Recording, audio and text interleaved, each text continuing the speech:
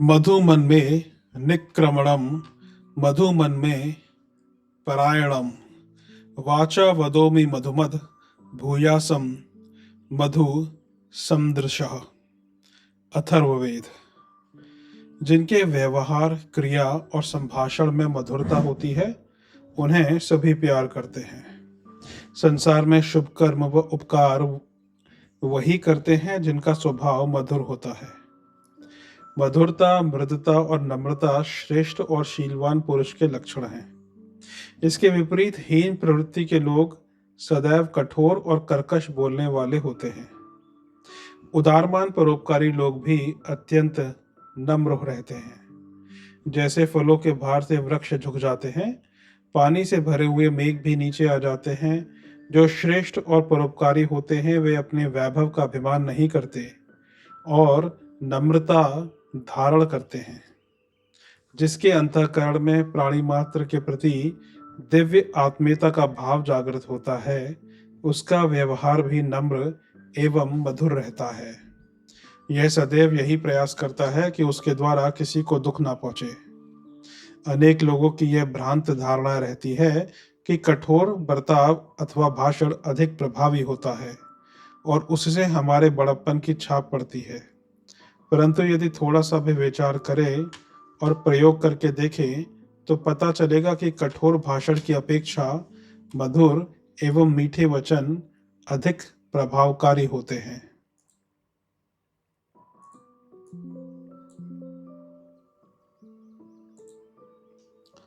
मधुरता में बड़ी अद्भुत सामर्थ्य है।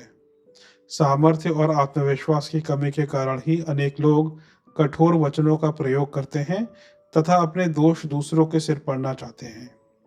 असत्य और भ्रांत कल्पनाओं से ग्रस्त लोग अश्लील एवं कठोर बोलने में आनंद और धन्यता मानते हैं। दुर्भाग्य से आज साहित्य में भी कठोरता और अश्लीलता का समावेश हो रहा है। कठोर वचनों से कुछ तात्कालिक प्रभाव तो पड़ सकता है। लोग भय के मारे उनका पालन कर सकते हैं, पर पीठ पीछे बुराई ही करते हैं। लोग कठोर वचनों से अपना काम निकालकर अहंकार से इतराते फिरते हैं, पर उनके सम्मान को इससे कितनी ठेस पहुंचती है, इसे वे समझ ही नहीं पाते। कठोर वचनों का प्रयोग आवश्यक भी होता है। बच्चों को, अधीनस्थ कर्मचारियों को तथा दुराचारी व्यक्तियों को सन्मार्ग पर लाने के लिए कठोरता का सहारा भी लेना पड़ता है, पर इसका प्रयोग विवेकपूर्ण ही होना चाहिए। मृदुता के माने दुर्बलता नहीं होता। दूसरों की हाँ में हाँ मिलाना, चापलूसी और चाटुकारिता को भी मधुरता नहीं कह सकते। वोट और चंदा मांगते समय लोगों की मधुरता और नम्रता तो देखते ही बनती है, पर उसमें कितना तत्व होता है, इसे कोई भी समझ सकता है। ठग और ढोंगी व्यक्ति भी मीठी लच्छेदार भाषा का प्रयोग करते रहते हैं। क्या इसे हम वास्तविक मधुरता कह सकते हैं? सच्ची मधुरता जिह्वा की ही नहीं, आचरण की भी होती है। मधुरता का आदर्श तो हमें कृष्ण के चरित्र में देखने को भी मिलता है। चाहे बाल लीला हो या रासलीला, सुदामा से स्नेह वार्ता हो या युद्ध क्षेत्र, राजनीतिक दांवपेच हो या सुदर्शन चक्र का प्रयोग, हर जगह मधुरता और कठोरता का सुंदर समन्वय दिखाई देता है। उनकी प्रत्येक बात मधुर है। वचनम मधुरम चरितम मधुरम, वसनम मधुरम बलितम मधुरम, चलितम मधुरम भ्रमितम मधुरम,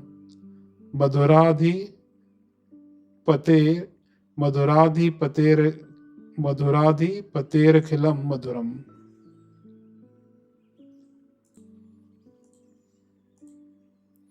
इंद्र प्रेहि पुरस्तवम विश्वसेशान ओजसा, भृत्राणि वित्रहम जहि।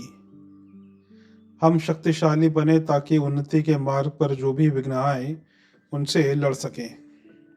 भगवान ने यह संसार हमारे लिए ही नहीं बनाया है, इसमें अनेक प्राणियों का साझा है। यहाँ सभी के लिए कुछ ना कुछ सुविधाएं और संतोष हैं, तो कुछ ना कुछ असुविधाएं भी हैं, जिनको हल करने के लिए शारीरिक एवं मानसिक पुरुषार्थ की आवश्यकता होती है। जीवन में हमारी इच्छानुसार ही सारी परिस्थितियां बनती चलें और हर आदमी हमारी मर्जी के ही कार्य करे, यह तो असंभव है। धूप छांव, दिन रात, सुविधा असुविधा, अनुकूलता प्रतिकूलता, सब कुछ यहाँ पर है। यदि हमें असुविधा, प्रतिकूलता और असफलता का कभी सामना ही ना करना पड़ता तो यह जीवन नीरस हो जाता। प्रगति और श्रद्धा, प्रगति और स्पर्धा मानव जीवन के विशेष गुण हैं और इसमें सरसता है। प्रतिस्पर्धा, पुरुषार्थ, सूझबूझ एवं संतुलन को विकसित करके ही जीवन को आनंदमय बनाया जा सकता है। परिस्थितियों से संघर्ष द्वारा ही प्रगति संभव होती है। कठिनाइयों, अभावों, प्रतिकूलताओं और संघर्षों का सृजन इसलिए हुआ है कि उनसे टकराकर मनुष्य अपनी क्षमता और प्रतिभा का विकास करते हुए आत्मबल और मनुष्यता की महान विभूतियों का संग्रह कर सके। पर अधिकतर व्यक्ति जीवन में जरा से भी कठिनाई आने पर विचलित हो जाते हैं। मामूली से व्यवधान और असफलता पर असंतुलित होकर घर से भाग जाने और हिम्मत हारकर आत्महत्या तक का पाप कर बैठते हैं। निराशा और हताशा की भावना उनकी कठिनाइयों को और अधिक बढ़ा देती है। कुछ लोग तो भविष्य की कठिनाइयों और परेशानियों की कल्पना करते हुए अपने वर्तमान को भी दुख से भरते रहते हैं। कार्यक्षेत्र में प्रवेश करने वाला कभी अनुकूलता का लाभ लेता है और कभी प्रतिकूलता का सामना करना पड़ता है। लाभ मिलने पर हर्षोन्मत्त होकर उछलने वाले और हानि होने पर रोने वालों की स्थिति बड़ी ही दयनीय होती है। संघर्षशील संसार में अपनी समर्थता एवं दृढ़ता को प्रदर्शित कर सकने का सुख उन्हें नहीं मिल पाता। इस संघर्ष में सफलता उन्हीं को मिल सकती है जिनमें शारीरिक शक्ति के साथ साथ आत्मिक शक्ति की भी प्रचुरता हो। अकेला शारीरिक बल विवेक के अंकुश के अभाव में लोगों के लिए समस्याएं ही पैदा करता है। शक्ति का रचनात्मक प्रयोग ही सबके लिए हितकर होता है। हमें सफलता की बड़ी बड़ी आशाएं रखनी चाहिए और मनोरथों की पूर्ति के सपने देखने चाहिए, पर साथ ही इसके लिए भी तैयार रहना चाहिए कि बुरी से बुरी परिस्थिति का सामना करना पड़े तो हंसते हुए संघर्ष कर सके। कितनी भी विषम परिस्थितियां हो, अपने को आवेश से बचाकर मानसिक संतुलन कभी भी खोना नहीं चाहिए। असफलताएं हमारे धैर्य, साहस, संतुलन, पौरुष और विवेक को चुनौती देकर हमारे आत्मबल को बढ़ाती हैं। संघर्ष से प्राप्त सफलता का स्वाद कितना मधुर होता है, पसीने की कमाई से कितना आनंद मिलता है, इसे हम प्रत्यक्ष देख सकते हैं। प्रतिकूलताओं से संघर्ष करने की शक्ति ही हमें ओजस्वी, तेजस्वी और वर्चस्वी बनाती है।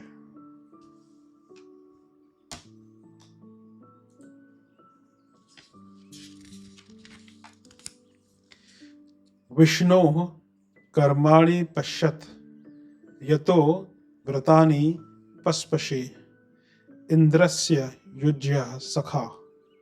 ऋग्वेद। किसी धार्मिक ग्रंथ या वेद मंत्रों को तोते की भांति रटने से कुछ लाभ नहीं हो सकता।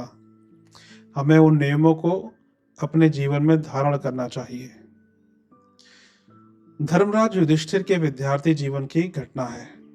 एक बार आचार्य ने सभी छात्रों को एक मंत्र सिखाया, सत्यम वद धर्मम चर स्वाध्यायान्मा प्रमदः, और उसे याद करके आने को कहा।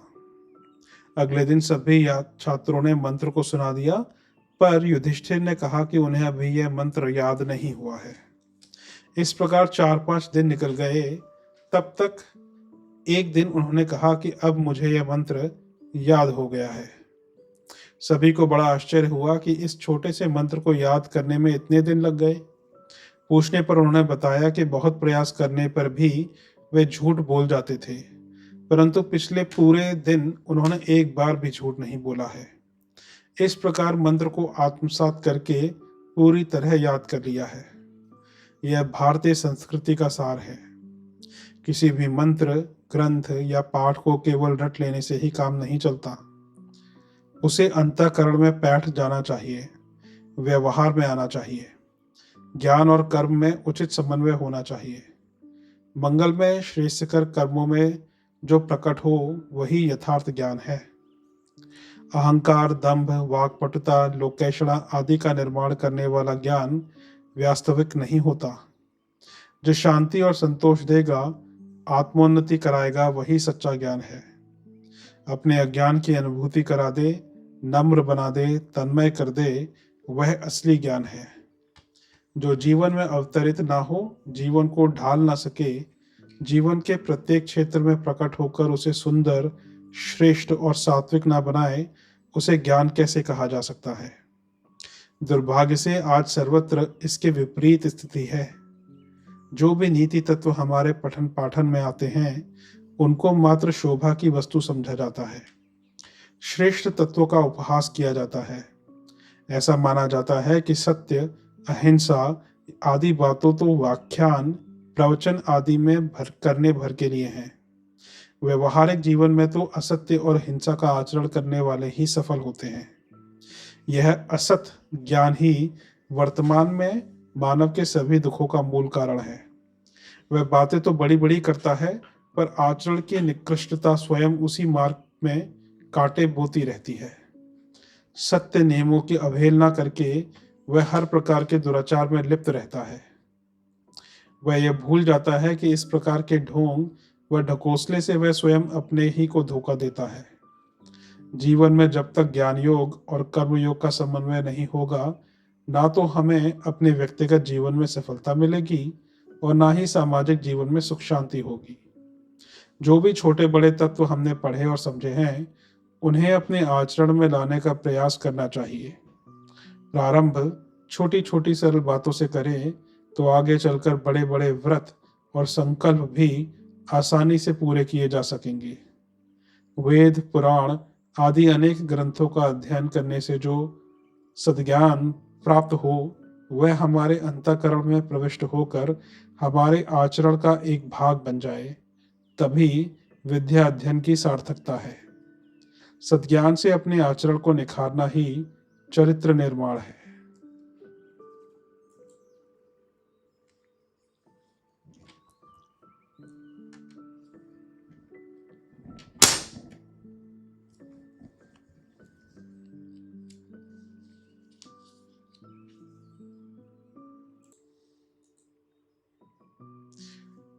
उत त्वः पश्यन् ददर्श वाचमुत त्वः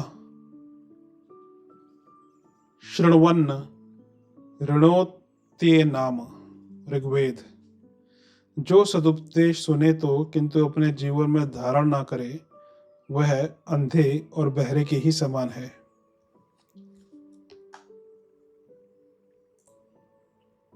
ऋषि परंपरा भारतीय संस्कृति का मूल आधार है। समाज में बुद्धिमान और बुद्धिहीन सब प्रकार के व्यक्ति रहते हैं। हर व्यक्ति ना तो पढ़ लिख सकता है और ना ही ग्रंथों को पढ़कर उनका वास्तविक अर्थ समझ सकता है। ऋषिगण अपना समस्त जीवन अध्ययन और ज्ञानार्जन में ही लगा देते थे। हर समय चिंतन मनन करते हुए मानव मात्र की मानसिक आवश्यकताओं की पूर्ति की चिंता में ही निमग्न रहते थे। सदैव ही धर्माचार्यों और विद्वानों ने बड़ी गंभीरता और तत्परता से मानव का मनोवैज्ञानिक विश्लेषण किया है। समय की आवश्यकता अनुसार प्रतिकूल परिस्थितियों से निपटने के मार्ग को खोजकर मनुष्य को अंधकार से भटकने से बचाया है। तीर्थों तथा अन्य सुविधाजनक स्थलों पर धार्मिक आयोजन इसी उद्देश्य से होते थे। इन गोष्ठियों में प्रवचन व उपदेशों के माध्यम से लोगों का मार्गदर्शन किया जाता था, जिससे वे समस्याओं से छुटकारा पा सकें। यह ज्ञान उन्हें इतनी सामर्थ्य प्रदान करता था कि वे अपने दोष दुर्गुणों का त्याग करके उनके स्थान पर सद्गुणों का आरोपण कर सकें और अपने जीवन को उत्कृष्ट बना सकें। यह परंपरा आज भी विद्यमान है। स्कूल कॉलेजों में, मंदिरों में, अन्य धार्मिक आयोजनों में प्रवचनों व उपदेशों का यही लक्ष्य रहता है। ये प्रवचन और उपदेश किसी तर्क वितर्क या वाद विवाद का विषय नहीं होते, वरन अपने आचरण में उतारने पड़ते हैं। विद्वान लोग तो पहले ही गहन चिंतन, मनन और प्रयोग द्वारा उन तथ्यों की सत्यता को परखकर मानव मानवोपयोगी अंश ही हमारे सामने रखते हैं। फिर उनके उपदेशों पर संदेह करके तो हम स्वयं अपनी ही स्थिति को हास्यास्पद बना लेते हैं। परंतु आज स्थिति कुछ ऐसी बन गई है कि जो व्यक्ति जितना अधिक अज्ञानी है, वह अपने को उतना ही अधिक बुद्धिमान प्रदर्शित करता है। कोई अच्छी बात सुनना उसे पसंद ही नहीं आता। उपदेश चाहे माता पिता के हों या विद्वान संत महात्माओं के, उन्हें सुनना और उन पर आचरण करना वह अपना अपमान समझता है और उल्टे उनका उपहास उड़ाता है।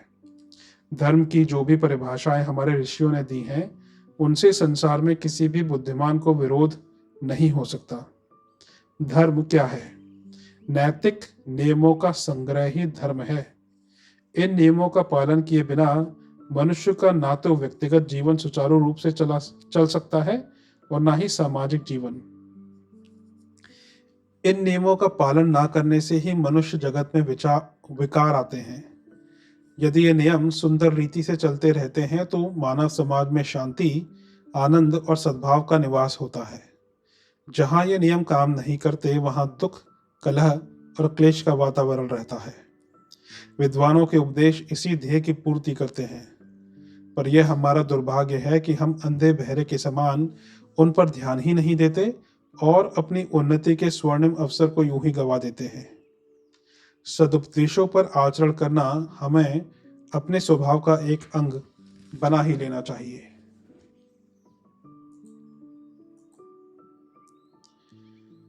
माँ वो घन्नतम माँ शपंतम प्रतिवोचे देवयंतम सुमने वृद्ध आ विवासे। ऋग्वेद। जो लोग धर्मनिष्ठ सदाचारी पुरुषों की मित्रता करते हैं, उनकी रक्षा करते हैं और सद्व्यवहार, भोजन, वस्त्र आदि के द्वारा उनका सम्मान करते हैं, उन्हें सदैव सुख प्राप्त होता है। दुष्ट दुर्जनों के प्रभाव से सदैव दूर रहना चाहिए। वे विद्वान हैं जो धर्मात्माओं की मैत्री करते हैं।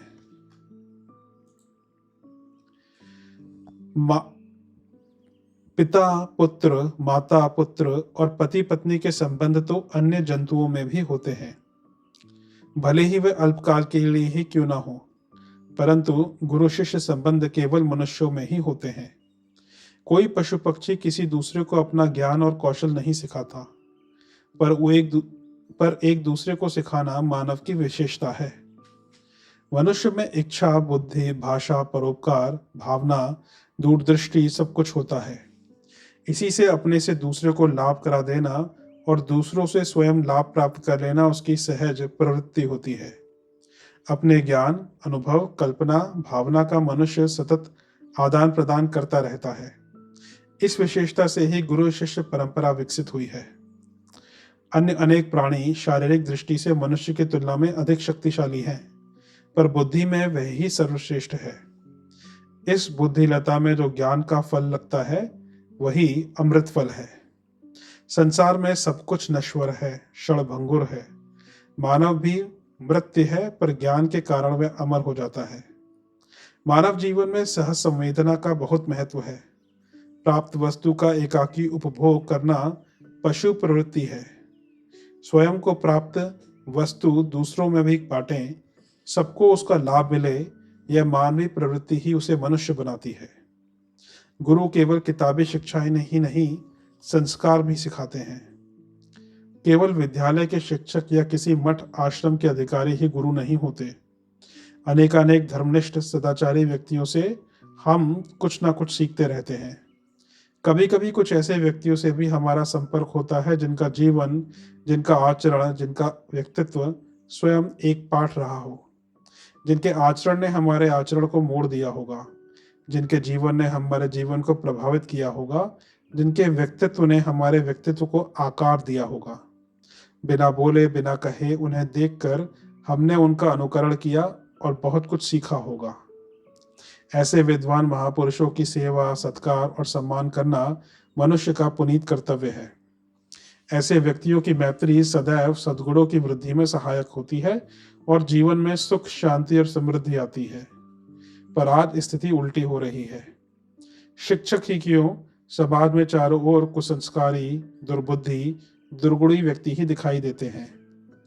अल्पवय विद्यार्थी अवस्था में ही बच्चों के मन में अल्पवय अल्पवय विद्यार्थी अवस्था में ही बच्चों के मन पर घोर कुसंस्कारों का प्रभाव पड़ रहा है।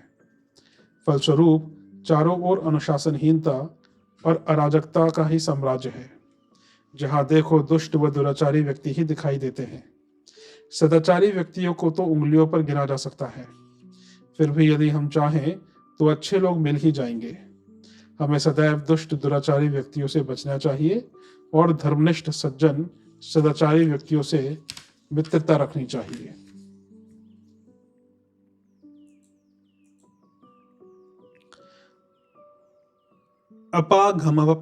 अपाघमप किल्विषमप कृत्यामपोरपः अपामार्ग त्वमस्मदप दुषपवन्य वृम सुव। यजुर्वेद। जो मनुष्य अपना आचरण शुद्ध बनाते हैं और दूसरों को शुद्ध बनाते हैं, हमें उनका सामीप्य मिले ताकि मन की मलिनता दुष्ट दुरितों का क्षय हो। अग्नि से अग्नि जलती है, जीवन से जीवन प्रकाशित होता है, प्रीति से प्रीति बढ़ती है और बैर से बैर। खरबूजे को देखकर खरबूजा रंग बदलता है।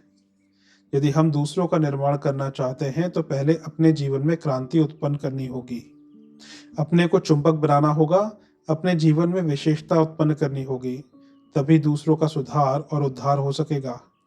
एक जलता हुआ दीपक लाखों बुझे हुए दीपकों को जला सकता है, परंतु लाखों बुझे हुए दीपक मिलकर भी एक दीपक को नहीं जला सकते। एक महापुरुष जिसमें जीवन ज्योति है, लाखों को जीवन ज्योति प्रदान कर सकता है, उन्हें सन्मार्ग पर ला सकता है, उनके जीवन में नव ज्योति फैला सकता है। जो व्यक्ति स्वयं शांत नहीं है, वह दूसरों को क्या शांति दे सकता है? जो स्वयं ही अज्ञानी है, वह दूसरों को ज्ञानवान कैसे बना सकता है? जो स्वयं ही तैरना नहीं जानता, वह दूसरों को तैरना कैसे सिखा सकता है? जो स्वयं ही आलसी, प्रमादी, बकवादी है, वह दूसरों को फुर्तीला और मितभाषी कैसे बना सकता है? दूसरों को शांति देने से पूर्व स्वयं शांत बनना होगा। दूसरों को ज्ञानवान और सच्चरित्र बनाने से पूर्व स्वयं ज्ञानवान और सच्चरित्र बनना होगा। मर्यादा पुरुषोत्तम श्री राम, योगीराज श्री कृष्ण, स्वामी विवेकानंद, महर्षि दयानंद आदि की भांति पहले हम स्वयं प्रकाश स्तंभ बने, परवाने स्वयं आ जाएंगे। हम शक्ति और आकर्षण का केंद्र बने तो लोग स्वयं ही हमारी ओर खींचेंगे। जब पुष्प खिलता है तो मधुमक्खियां स्वयं ही आ जाती हैं और पराग कर ले जाती हैं। मनुष्य को चाहिए कि अपने आचरण में सद्गुणों का समावेश करके उसे शुद्ध, पवित्र और सुगंधित बनाए। अपने जीवन को सभ्यता की प्रखरता से ओतप्रोत कर दे। आलस्य और प्रमाद का त्याग करके जीवन में नियमितता धारण करे। सेवा, सदाचार, सुशीलता और सज्जनता के द्वारा सूर्य के समान अपने को आकर्षण का केंद्र बनाए। स्वयं तेजस्वी, वर्चस्वी और ओजस्वी बने। ऐसे व्यक्तियों के संपर्क में आने से समाज में अनेकानेक व्यक्ति सन्मार्ग पर चलने लगते हैं। उनके दुर्गुणों का नाश और सद्गुणों की वृद्धि होने लगती है। इससे पहले स्वयं कुमार्ग से हटो, स्वयं उदार बनो, स्वयं ऊंचे उठो, स्वयं चमको। तभी जीवन से जीवन प्रकाशित होता है, दीप से दीप जलता है। ऐसे ज्ञानी व्यक्ति ही समाज में यश पाते हैं। उनके संपर्क में आने वाले व्यक्तियों पर भी उनके सद्गुणों का प्रभाव पड़ता है।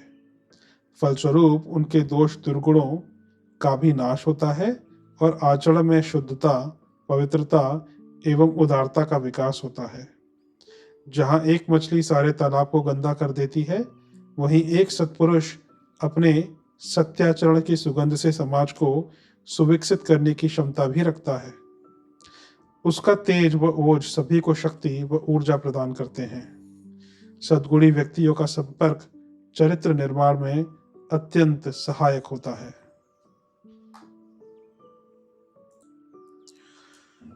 ते अस्म भयम शर्म यम सन्नमृता मतर्येभ्यः बाधमाना अपद्विषः। ऋग्वेद।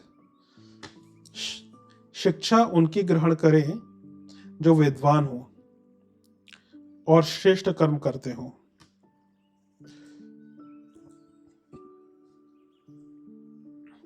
खोटे स्वभाव के व्यक्तियों को सदैव दूर ही रखना चाहिए।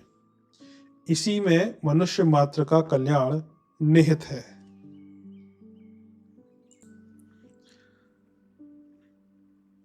अपने देश में साधु संतों और विद्वानों के प्रति जनता की भारी श्रद्धा रही है। इस श्रद्धा का प्रतिदान देने का उत्तरदायित्व भी उन लोगों पर रहता है। प्राचीन काल में इस वर्ग के लोग अपने उच्च चरित्र, महान ज्ञान और उदात्त सेवा भावना का पूरा पूरा लाभ जनता को देते थे और स्वयं इतने निष्प्रह रहते थे कि भोजन वस्त्र की चिंता भी भगवान पर छोड़ देते थे। यह वर्ग अपना थोड़ा समय ईश्वर की उपासना, स्वाध्याय, ज्ञानवर्धन और आत्मबल के परिष्कार में लगाता था तथा अधिकांश समय जन साधारण के भौतिक एवं आत्मिक जीवन की प्रगति में सहायक करते हुए बिताता था। यही ऋषि धर्म था। विद्वान साधु संत इस पवित्र कर्तव्य में अपने आप को बंधा हुआ मानते थे। उपासना और स्वाध्याय द्वारा बढ़ाया हुआ आत्मबल और ज्ञान बल भी उन्हें अपने स्वार्थ साधन के लिए नहीं, वरन इसलिए अभीष्ट था कि उसके द्वारा वे लोक मंगल के लिए अधिक से अधिक महत्वपूर्ण कार्य कर सकें। साधु संतों और विद्वानों के रूप में लोक सेवियों की एक विशाल सेना समाज को उपलब्ध रहती थी। ऐसे उदारमान अति उपयोगी वर्ग का भाव भरा आदर जन जन के मन में भरा रहता था। आजकल बड़ी विषम स्थिति हो गई है। अज्ञानी जनता यदि अपना कर्तव्य भूलती तो क्षम्य भी था, पर भारत की आत्मा का प्रतीक यह विद्वत समाज ही पथभ्रष्ट होने लगे तो उसे दुर्भाग्यपूर्ण ही कहा जाएगा। जनता से येन केन प्रकारेण अर्थ लाभ और पूजा सम्मान प्राप्त करने के लिए तो ऋषियों ने इस वर्ग की स्थापना नहीं की थी। आज अधिकतर लोग अपने ज्ञान और विद्वता से जनता को लाभ पहुंचाने के स्थान पर उन्हें लूटने के उपक्रम में ही लगे रहते हैं। मुफ्तखोरी को अपना जन्मसिद्ध अधिकार मानने की अहंता जम गई है। मुफ्तखोरी चोरी से भी बड़ा पाप माना जाता है। यह हमारा सौभाग्य ही है कि अभी भी समाज में कुछ ऐसे विद्वान व्यक्ति मौजूद हैं जिनमें सेवा की बुद्धि, उमंग और योग्यता जीवित है। उन्हीं के सच प्रयासों से प्राचीन गौरव बना रहेगा और जनता की श्रद्धा भी आगे बनी रहेगी। इन विद्वानों की जीवनचर्या का लक्ष्य और उद्देश्य यही रहता है कि वे जनमानस को ऊंचा उठाने और समाज में सत प्रवृत्तियों का अभिवर्धन करने के लिए अपनी सारी क्षमता और योग्यता नियोजित किए रहें। सामाजिक कुरीतियों और अनैतिक दुष्प्रवृत्तियों से जर्जर इस देश को विवेकपूर्ण विचारधारा की पग पग पर आवश्यकता है। इसके लिए शिक्षणात्मक, रचनात्मक और संघर्षात्मक अनेक प्रयत्न खड़े करने होंगे। उन्हीं के आधार पर मानव के कल्याण हेतु ठोस एवं हितकारी प्रयास संभव हो सकेंगे। यह कार्य भावनाशील विद्वजन ही कर सकते हैं। वे स्वयं श्रेष्ठ कर्म करें, श्रेष्ठ आचरण रखें और समाज में प्रत्येक को श्रेष्ठ मार्ग पर चलने के लिए सद्गुणों को अपनाने की प्रेरणा दें। वी द्वेषासीनुहि वर्धयेलाम मदेम शतहिमाः सुवीराः। ऋग्वेद। विद्वान पुरुषों का यह कर्तव्य है कि वे श्रेष्ठ कर्म करें और दूसरों से भी करावें। इससे दोषों की निवृत्ति और बल, बुद्धि, विद्या तथा आयु में वृद्धि होती है। विद्वान किसे कहते हैं? जिसे भौतिक सृष्टि एवं पदार्थों का ज्ञान हो, जो मानव समाज की जानकारी रखते हों, जो जीवन निर्माण के सिद्धांतों को समझते हों, जो आत्मविद्या और ब्रह्म विद्या से परिचित हों। किसी वस्तु के यथावत स्वरूप को जानना ही ज्ञान कहलाता है। विद्या और अविद्या के भेद को जानने वाला विद्वान होता है। संसार और शरीर आदि अनित्य पदार्थों को ही नित्य समझना, मिथ्या भाषण, चोरी आदि अपवित्र कर्मों को पवित्र समझना, विषय सेवन आदि दुख को सुख रूप समझना, शरीर और जड़ पदार्थों को चेतन समझना, यह अविद्या है। इसके विपरीत सभी पदार्थों की वास्तविकता, मूल भावना के यथार्थ स्वरूप का बोध होना ही विद्या है। विद्या और ज्ञान का सामान्य अभिप्राय भाषाओं, सामाजिक और विज्ञान संबंधी विषयों से है। इनका विशेष अभिप्राय आत्मविद्या, ब्रह्म विद्या और समाधि द्वारा जड़ और चेतन के ज्ञान से है। ज्ञान से अभिप्राय उस सूत्र अथवा वाक्य से भी है जिसके कारण मनुष्य के पतित जीवन का उद्धार हो जाता है अथवा सोई हुई आत्मा जाग उठती है। विद्या धन ही सब धनों में सर्वश्रेष्ठ है। ऐसी विद्या और ज्ञान से संपन्न व्यक्ति ही विद्वान कहलाते हैं। वे तप के द्वारा अपने पापों का नाश कर देते हैं और विद्या के द्वारा अमृत पद प्राप्त करते हैं। ऐसे ज्ञानी और विद्वान व्यक्तियों के संसर्ग से सदैव ही मनुष्य में दानशीलता एवं अहिंसा की भावना और ज्ञान की वृद्धि होती है। सत्संग सदा ही मनुष्य का उद्धार करता है। सत्संग के कारण बड़े बड़े पतित व्यक्ति भी नार के जीवन से ऊंचे उठकर स्वर्गिक जीवन को प्राप्त हुए हैं। महापुरुषों के जीवन ऐसे उदाहरणों से अटे पड़े हैं। अंगुलीमाल और आम्रपाली का जीवन महात्मा बुद्ध की संगति से किस प्रकार बदल गया, यह तो हमें ज्ञात ही है। महर्षि वाल्मीकि का पूर्व जीवन पापमय था, पर सत्संग ने उन्हें कितने उच्च स्तर का बना दिया कि भगवान राम ने भी देवी सीता के रहने के लिए उन्हीं के आश्रम को चुना। श्रेष्ठ और विद्वान व्यक्तियों का यह कर्तव्य है कि वे अपने अर्जित ज्ञान का उपयोग केवल अपनी स्वार्थ पूर्ति के लिए ही ना करें, वरन अपने संपर्क में आने वाले सभी लोगों को उसका लाभ दें। ज्ञान देने से घटता नहीं बढ़ता है, इससे दोनों का लाभ होता है। दुर्गुणों के नाश और सद्गुणों की वृद्धि से लोगों की विवेक बुद्धि जागृत होती है, जिससे विद्या और बल बढ़ता है तथा मनुष्य सत्कर्म करते हुए दीर्घायु को प्राप्त करता है। जो व्यक्ति अपने ज्ञान और अनुभव का लाभ दूसरों को देने में कृपणता बरतते हैं, वे पशु समान ही हैं। उनका संचित ज्ञान स्वयं उनके काम भी नहीं आता और धीरे धीरे उसकी प्रखरता नष्ट होती जाती है। जो ज्ञान अर्जित किया है उससे सारे समाज को लाभान्वित करना मनुष्य का धर्म है। वही सच्चे विद्वान कहलाते हैं। चरित्रवान विद्वानों का यही कर्तव्य है। स नो बोधि पुरुएता सुगेशूत दुर्गेशु पथिक्र द्विदानः ये आश्रमास उर्वो वहिष्ठास्ते भिर्न इंद्राभि पक्षी वाजम। ऋग्वेद। जो सबका मंगल करता हो, स्वयं धर्म पथ पर चले और दूसरों को भी सन्मार्ग की ओर अग्रसर करे, वही विद्वान है। यह वृत्ति सत्संग से जागृत होती है। विद्वान एवं धर्मनिष्ठ व्यक्तियों के सत्संग से बड़ा लाभ होता है।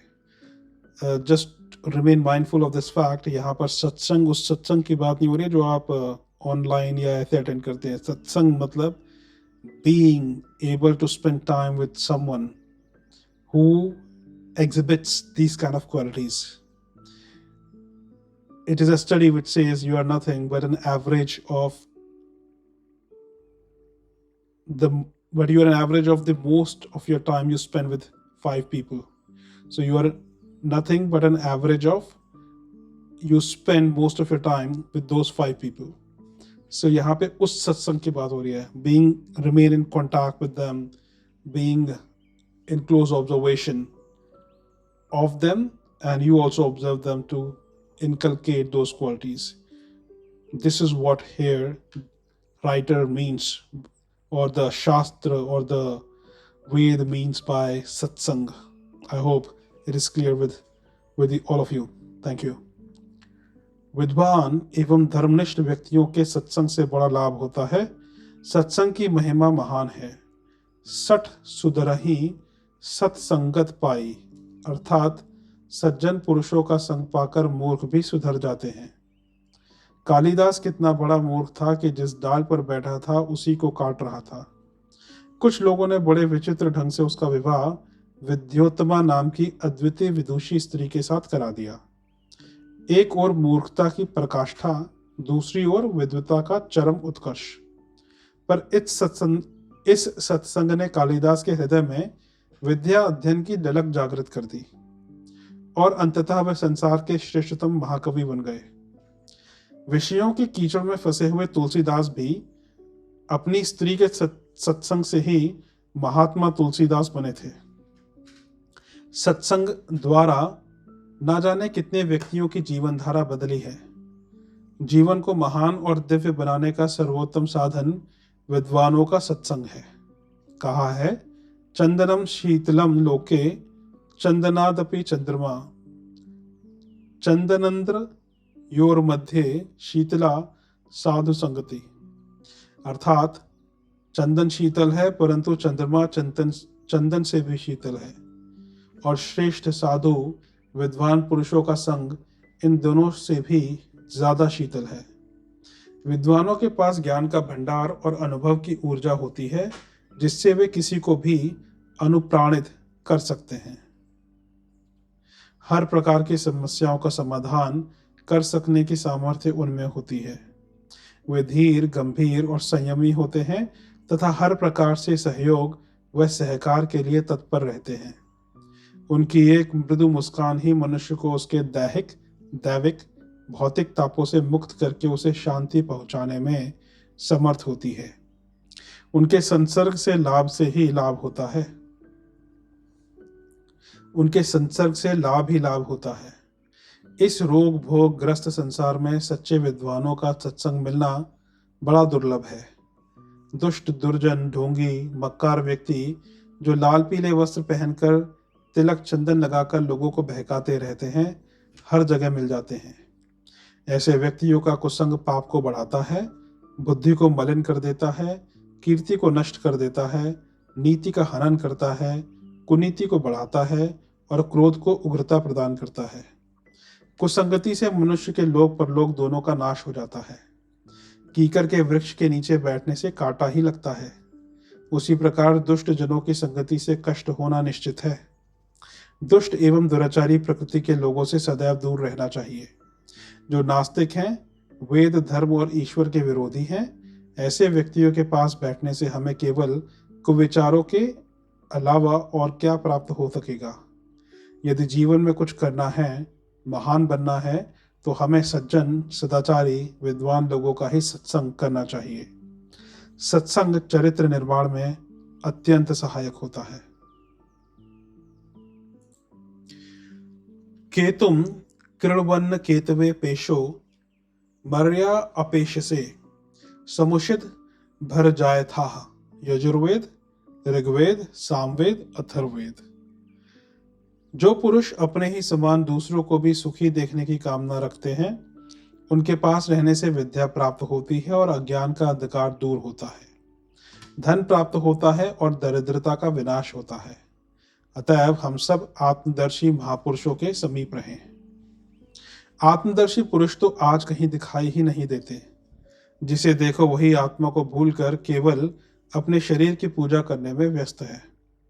निरंतर उसे सजाने संवारने में, इंद्रियों की लालसा पूर्ति में, कामनाओं को पूरा करने की तिकड़म में ही लगा रहता है। पर यह शरीर है क्या? इस शरीर में और मृत्यु के बाद इसके शव में क्या अंतर है? कुछ भी तो नहीं। शरीर की जीवंतता किससे है? जब तक इसमें आत्मा की चेतनता है, शरीर की भी सार्थकता है, अन्यथा वह शव है। फिर उसमें क्या रह ही जाता है? ना ज्ञान है, ना रूप है, ना भावना है और ना ही कोई संवेदना। उसे तो छूने मात्र से मनुष्य अपवित्र हो जाता है। उस परमपिता परमात्मा का ही अंश वह आत्मा जब तक इस मरणशील अरूप असुंदर शरीर में रहता है, तो वही इसे रूप सौंदर्य की आभा प्रदान करता है। ज्ञान रहित अवस्था वाले इस शरीर में ज्ञान और जीवन लाता है। परमात्मा ही अपनी समस्त जागृत शक्तियों के साथ इसमें चेतनता के रूप में उदय होता है। उसके समाये रहने के कारण उसके संस्पर्श से ही इस शरीर की पवित्रता है। यह उस परमेश्वर का कितना अद्भुत महात्म्य है। मनुष्य अज्ञान के अंधेरे में भटकता हुआ इस परम सत्य को समझ ही नहीं पाता। जो इसे समझ ले, ऐसे आत्मदर्शी पुरुष बिरले ही होते हैं। कम भले ही हो, फिर भी ऐसे महापुरुष अब भी मिल ही जाते हैं। उन्हें खोजने का जो प्रयास करते हैं उन्हें ही इसमें सफलता मिलती है। पर जो इसका प्रयत्न ही नहीं करते और हाथ पर हाथ धरे बैठे रहते हैं, वे सामने आने पर भी महापुरुषों को पहचान नहीं पाते। ऐसे महापुरुषों का सत्संग पारस पत्थर के समान जीवन को सोने की तरह चमका देता है। अविद्या के अंधेरे से निकालकर विद्या के स्वर्णिम प्रकाश में पहुंचा देता है। जीवन की सार्थकता और उपयोगिता का ज्ञान करा देता है। इससे जीवनोद्देश्य की प्राप्ति में आशाजनक प्रगति होने लगती है। दोष दुर्गुणों और कुविचारों के झाड़ झंखाड़ मन में बेरोक टोक नहीं बढ़ पाते और मानसिक शक्ति व आत्मबल के तेज की गर्मी से सूख जाते हैं। उनके स्थान पर सद्गुणों और सत्प्रवृत्तियों के सुंदर सुगंधित पुष्पों के खिलने से मन की बगिया आनंद व प्रफुल्लता से भर जाती है। गुण, कर्म और स्वभाव में उत्कृष्टता और आदर्शवादिता का अधिकाधिक समावेश होने से मानव में इस संसार को, भगवान के इस विराट रूप को और अधिक सुरभित, सुगंधित एवं सुविकसित करने की उमंग उठती है। लोक मंगल के लिए, परमार्थ प्रयोजन के लिए, समाज में फैले अज्ञान, अनाचार और पिछड़ेपन को दूर करने के लिए फिर वह अपनी सारी क्षमता और प्रतिभा का नियोजन हंसते हंसते करने लगता है। सत्संग के प्रभाव से सारा समाज ही स्वर्ग बन जाता है। पावमानी ही स्वसत्य यनिस्ताभिर्गच्छति नांदनम पुण्याश्च भक्षान भक्षत्यत्य वृतत्वम च गच्छति। सामवेद। जिससे मनुष्य के विचार सत्कर्म की ओर प्रेरित होते हों, ऐसे साहित्य के स्वाध्याय से स्त्री पुरुषों को आनंद मिलता है। वे जीवन भर उत्तम पदार्थों का सेवन करते हुए अंत में मोक्ष लाभ प्राप्त करते हैं। मनुष्य का मन कोरे कागज, स्लेट या फोटोग्राफी की प्लेट की तरह है। जो परिस्थितियां, घटनाएं एवं विचारणाएं सामने आती हैं, उन्हीं का प्रभाव उस पर अंकित होता चला जाता है और वैसी ही मनोभूमि बन जाती है। व्यक्ति स्वभावतः ना तो बुद्धिमान है और ना मूर्ख, ना भला है ना बुरा। वस्तुतः वह बहुत ही संवेदनशील प्राणी है। समीपवर्ती प्रभाव को ग्रहण करता है और जैसा कुछ वातावरण मस्तिष्क के सामने छाया रहता है, उसी ढांचे में ढलने लगता है। उसकी यही विशेषता परिस्थितियों की चपेट में आकर कभी अधपतन का कारण बनती है और कभी उत्थान का। ईश्वर भक्ति, सत्संग और स्वाध्याय से ही उत्थान का मार्ग प्रशस्त होता है। स्वाध्याय शब्द के दो अर्थ हैं। पहला वेद और वेद सम्मत सदग्रंथों का अध्ययन, और दूसरा स्व अध्ययन अर्थात स्वयं का अपना अध्ययन, आत्मनिरीक्षण। प्रतिदिन कुछ क्षण अपना आत्मनिरीक्षण करने से व्यक्ति अपने दोषों को देखने की प्रवृत्ति बना लेता है और उन्हें दूर करने का प्रयास भी करता है। सदग्रंथों का पाठ ही स्वाध्याय का मुख्य अर्थ है। सदग्रंथों का पाठ अमृत पान के समान होता है और जीवन के गहन अंधकार में प्रकाश स्तंभ का काम करता है।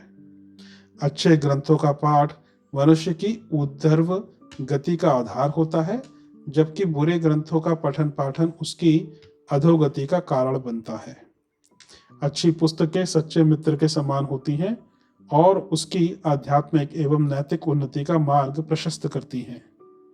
चारों ओर व्याप्त आसुरी भावनाएं और घटनाएं हमें निकृष्ट मान्यताएं और गतिविधियां अपनाने का प्रोत्साहन देती हैं। इस दुष्प्रभाव को काटने के लिए महापुरुषों का सत्संग और उनकी पुस्तकों का स्वाध्याय रामबाण औषधि का कार्य करता है।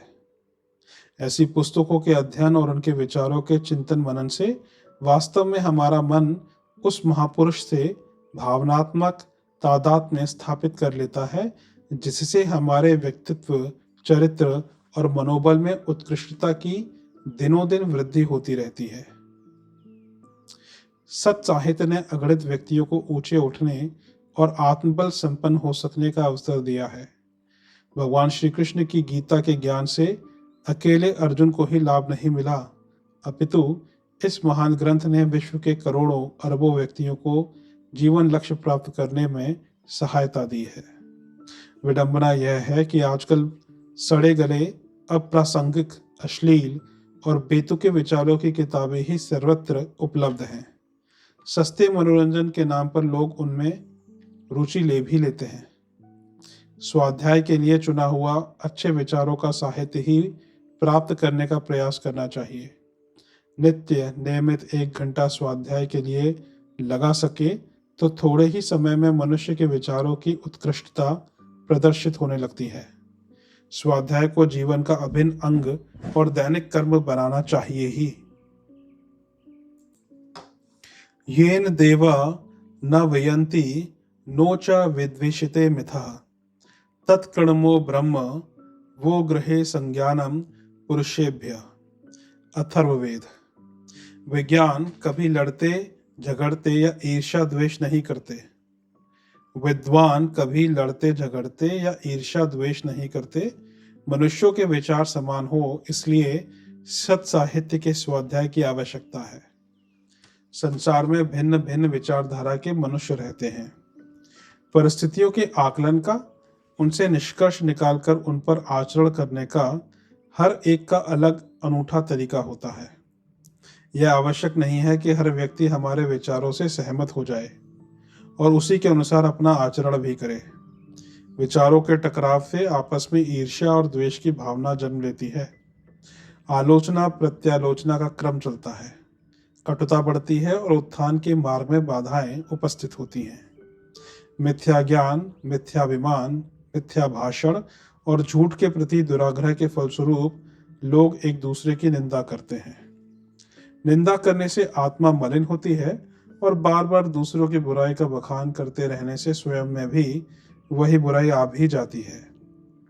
आध्यात्मिक विद्वान व्यक्तियों को अपने भौतिक जीवन को सुखमय बनाने के लिए द्वेष भाव का सर्वथा त्याग कर देना चाहिए। जहाँ द्वेष होता है वहाँ ईर्ष्या, मद, मात्सर्य और शत्रुता होती है। शत्रुता से संदेह और भय उत्पन्न होता है। अपने को निर्भय रखने के लिए यह आवश्यक है कि पहले अपने हृदय को द्वेष की भावना से मुक्त करें। प्रेम प्रेम को जन्म देता है और घृणा घृणा को। प्रेम का वातावरण ही निर्भयता का सुखद विकल्प होता है। समाज में निर्भयता, सुव्यवस्था और सुख शांति के लिए ऐसे व्यक्तियों का तिरस्कार किया जाना चाहिए जो सदा ईर्ष्या द्वेष में फंसे रहते हैं और सर्वत्र कलह का वातावरण निर्मित करते हैं। ऐसे व्यक्ति अपनी स्वार्थ प्रधान भावना के कारण निरंतर दूसरों का शोषण करते रहते हैं।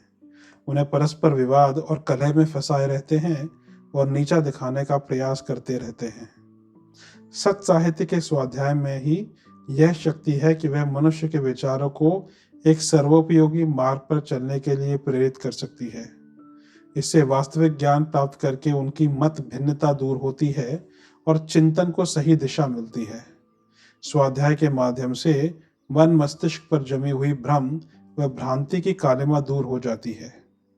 बौद्धिक भूख शांत होती है और मानसिक उत्कृष्टता का विकास होता है। इससे समाज में उदार सहकारिता की भावना का विकास होता है और संदेह व भय के स्थान पर प्रेम एवं विश्वास की जड़ें गहरी होती हैं। आपसी भाईचारे में वृद्धि होती है। स्वाध्याय कल्प वृक्ष के समान है। उसकी छाया में बैठने से मनचाहे फल की प्राप्ति होती है। समस्त चिंताएं दूर होती हैं और जीवन में मधुरता व सात्विकता आती है। स्वाध्याय के द्वारा हमें ऐसे विद्वानों का सत्संग भी प्राप्त होता है जो सैकड़ों हजारों वर्ष पूर्व इस धरती की शोभा थे। इनकी पुस्तकों के द्वारा हमारा संपर्क उनसे जुड़ जाता है और ऐसा प्रतीत होता है मानो हम प्रत्यक्ष उनसे वार्ता कर रहे हों तथा वे हमारी समस्याओं के समाधान का मार्ग सुझा रहे हों। अच्छे साहित्य को पढ़ने का क्रम नित्य क्रम की तरह अपनी दिनचर्या में सम्मिलित कर लें तो काफी फायदे मिल सकते हैं। सूर्यरसी वर्चोधा असि तनुपानो अस्मि आपनु ही श्रेयाम समति समम क्राम। मानव जीवन को सार्थक बनाने के लिए हे मनुष्यों, ज्ञान प्राप्त करो, तेजस्वी बनो और शारीरिक दृष्टि से बलवान बनो। अपनी वर्तमान स्थिति से संतुष्ट ना होकर आगे बढ़ने का प्रयास करते रहो।